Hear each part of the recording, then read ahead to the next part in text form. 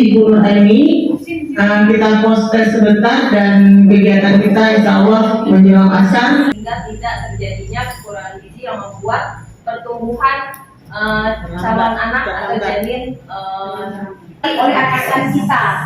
Ayo. Apa kegiatan kita? Apa kewajiban kita di desa? Sama-sama kita diskusi. Kalau kita bilang berat bukan?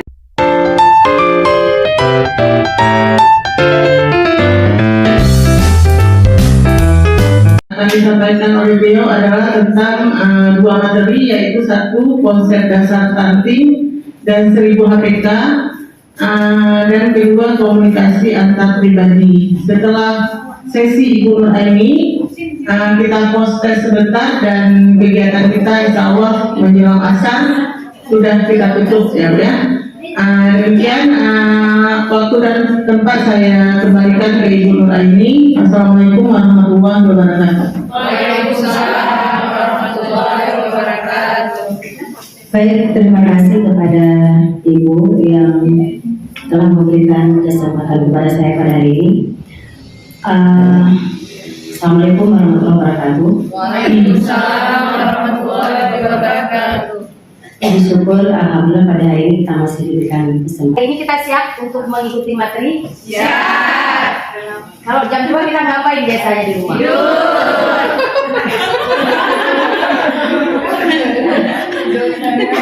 Ini memang jam tidur nih. Tapi saya akan membuat ibu tidak tidur dan bergairah. Seperti malam hari kita digairahkan oleh suami. Ini dia, tadi bagus ya pernyataan dari ibu kita, gangguan pertumbuhan dan perkembangan. Jangan Ibu, ngomong ya, Bu, ya. ingat baik-baik kewajiban kita. Ini ada ibuannya di sini ya. Kewajiban kita trimester pertama, kedua, ketiga. Dari mulai ya adanya jumpanya, ya kan? Apa yang terjadi? Jumpa siapa di sini yang pertama kali? Iya, dari kita tahu sampai dia 2 tahun atau balita itu merupakan window of opportunity, ya kan? Merupakan jendela kesempatan bagi kita seorang ibu untuk merawat janin kita dalam kandungan. Ingat, kecerdasan anak terbentuk semenjak dalam kandungan si ibu. Kalau itu kita lewatkan, ya sudahlah, ya kan, fatal, karena itu masa emas, ya kan, sangat berharga. Oke, saya rasa udah tahu ya. Kita jangan salah kaprah di sini. Yang dikatakan stunting itu bagaimana ibu? Perkembangannya tidak sesuai. Selama ini pernah enggak yang murni kita dapatkan stunting? Ada nggak teman-teman? Belum ya? Belum. Yang betul-betul murni stunting? Nggak ada. Belum ada kan Kak Faisa? Kita dapatkan murni stunting? Belum kan? Belum kita dapatkan ya teman-teman? Teman-teman saya semua belum kan? Di tempat yang lain saya mengajar kemarin udah 3. Saya tanya langsung sama teman-teman saya di sana, pernah nggak dapat langsung yang baik stunting murni? Ada nggak? Enggak, tetapi faktor pencetus ya, gejala ke situ ya, kan lahir nggak tumbuh berkembang dengan baik, nggak berkembang secara optimal, ya kan, gangguan diare terus menerus, itu yang menerus, ya kan teman-teman. Tapi kalau kita stunting, jangan juga kita seperti itu, ya kan dia disertai dengan penyakit infeksi, ya kan, kronis menahun, kan nggak semudah itu ditayangkan. Makanya sebelum terjadi ke situ, ayo, ya dari sekarang.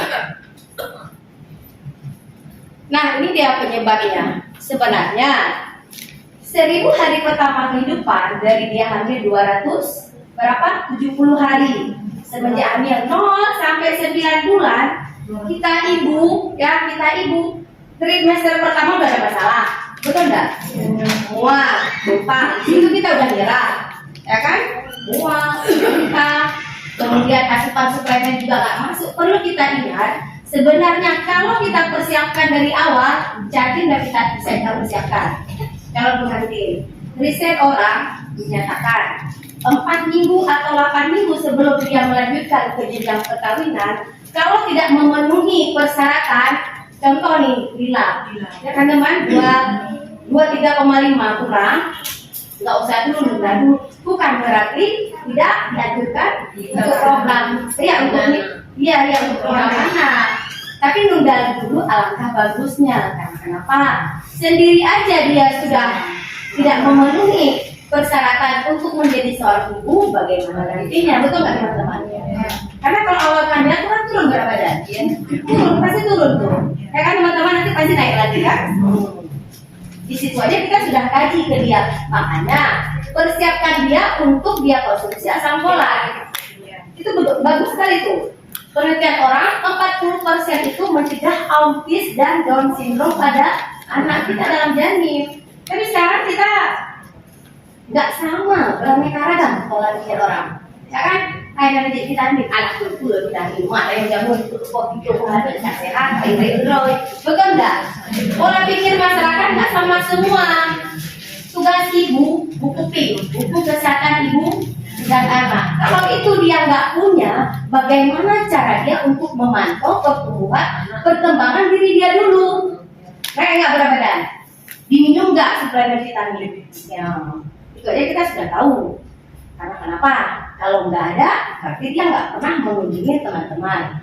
Kalau ada, nggak pernah ke posyandu, ya bohong. Begitu dia datang, hobuku kagak ada, hobuku kayak penilaian.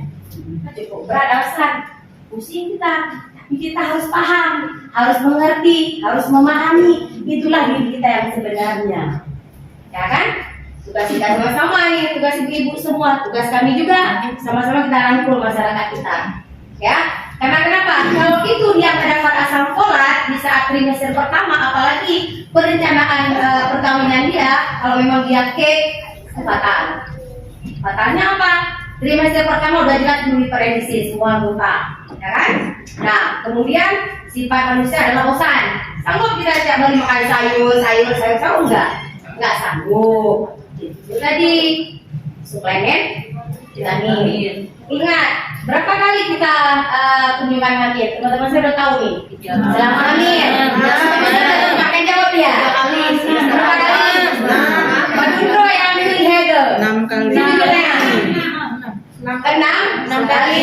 PMK 2021 buku pintar terbaru dan peraturan Menteri Kesehatan 6 kali. Kalau kemarin itu sebelum keluar peraturan baru tetap 6 kali. Caranya yang berbeda 2, 1, 3. Kalau sekarang udah 1, 2, 3. Tuh, sebenarnya itu minimal 6 kali minimal. Tetapi tergantung dari kebutuhan kita, ya kan? Kebutuhan pasiennya lagi. Itu dia. Dapat asam folat trimester pertama itu sangat rawan sebenarnya. Kalau kita nggak hati-hati bisa terjadi yang namanya keguguran. Udah paham ya, itu trimester pertama. Nah, trimester pertama kalau kurang asupan gizi selama hamil, wujudnya ke situ. Jangankan ke situ. Sebenarnya kalau nggak lengkap ibu hamil yang masalah itu tadi, itu bisa menyebabkan anemia pada si ibu, ya kan? Perdarahan, itu sudah jelas tuh.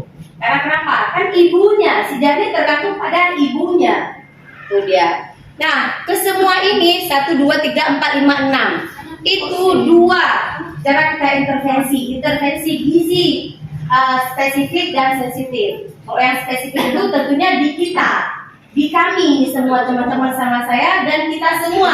Ada masalah kita kaji, ada penyakit kita tangani, betul? Kurang gizi kita berikan dia, kita atur dia bagaimana caranya supaya dia mendapatkan suplemen vitamin dan mendapatkan gizi nutrisi yang baik. Nah, udah dapat tuh. Kemudian yang sensitif yang mana? Tentunya yang menyangkut dengan penyediaan air bersih, lingkungan yang bersih. Iya, itu sangat mempengaruhi itu. Ya, tempat tinggal itu sangat mempengaruhi. Itu lebih ke instansi yang berhak. PDAM, ya kan? Kalau kita nggak ada air bersih, tentunya anak diare. Lanjut. Salah penggunaan yang tadi itu ya akan muncul masalah-masalah yang baru itu tentu ya. Nah, ini semua nih mempengaruhi nih. Ibu-ibu, memang kita ngomong enak, betul nggak? Saya ngomong enak nih, malah tak boleh ini juga. Coba aja lampung, kan tak ada sih, tidak apa-apa. Paju butuh roda dong, alhamdulillah. Paju jadi anak ada 5, ya kan? belum lagi kita perempuan sumur kasur dapur. Ini kurang ngepeng aja pengen belanja. Itu nggak diutarakan, tetapi dengan mimik wajah dia sama kita udah beliau ada loh, betul nggak? Saya paham kali itu, paham kali, betul nggak ibu? Jujur aja kita, udah beliau ada, nggak ada kata-kata, ada bantuan ya. Mampu kan boleh lanjut saya bantuan, ya kan?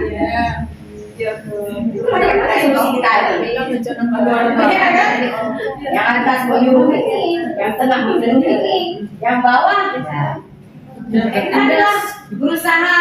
Yang penting ini aja niat kita gitu, ya kan? Amal dari ada kita udah dapet ya. Cara kita, cara. Oke, ini udah paham ya? Intervensi gizi spesifik dan sensitif itu dua dulu. Tugas kita adalah kebutuhan gizi makanan dari ibu tentunya untuk si janin. Seterusnya baru kita serahkan kepada akses baik air bersih, lingkungan dan yang lainnya ya. Oke, udah paham ya? Sampai sini paham ya? Penyebab itu dia tadi itu semua gizi dan ini itu tuh semua tuh.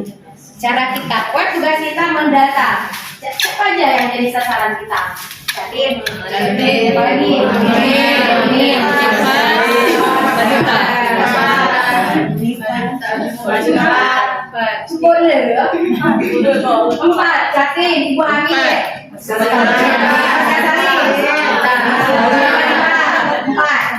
untung lagi sebuah pak balita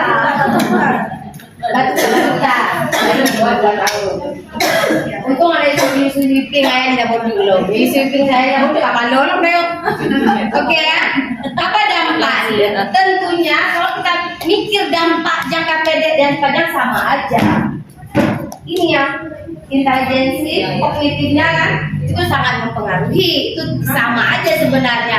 Kalau ini udah nggak berkembang tentunya terhadap badannya sama juga. Satu paket ya, mau jangka pendek atau jangka panjang sama dia. Kecerdasan berkurang. Jangankan anak stunting yang lambat kita aja sendiri, saya merasakan. Saya tujuh semua. Saya anak pertama hanya biasa aja itu dari rumah ke Bebara. Cukup makanan, ya kan? Kita punya adik-adik lagi. Dulu pada ada mengenal program KB. Nggak ada. Laki-laki orang tua saya termasuk nggak ber-KB. Ya kan? Tapi kalau kita pikir sekarang dengan anak kita yang sekarang luar biasa. Dia udah hafal berapa juz? Ya kan? Dia sudah hafal ayat pendek. Betul nggak? Kita dulu nggak ragu. Oh ini lepas duit, lepas ya kan betul nggak ibu? Sekarang luar biasa. Makanya saya katakan tadi, kalau dulu 2 tambah 2 padu, pikir deh, kok kamu mau gambar? Itu salah satu perkembangan kognitif anak, intelijensi itu yang logika dan kita pikir. Makanya itu kita harus akui, kita harus ikutin yang namanya perkembangan zaman ya. Itu dia gangguan pertumbuhan fisik, gangguan metabolisme anak dalam tubuh, contoh diare terus menerus, apa yang dikonsumsi masalah itu tadi dari hamil aja ada bermasalah ya. Apa dampak jangka panjang? Sama prestasi ya, menurutnya kekebalan tubuh, sering sakit, muncul masalah yang baru. Ibu-ibu